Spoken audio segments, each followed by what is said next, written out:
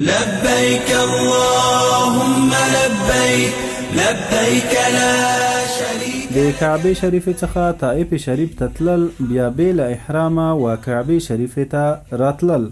9 پوښتنه: که یو څوک د کعبه شریفه څخه طائف شریف ته د لیدو لپاره ولاړ شي نو بیرته بېله احرامه کعبه شریفه ته راتللی شي او کنه؟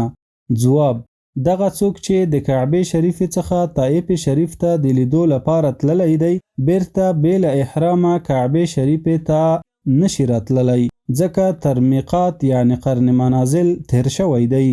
نور تفصیل مخکې د قرن منازل په بیان کې کتلی شي. نو که بېله احرامه کعبه شریفه ته راشي دم پرې لازمیږي.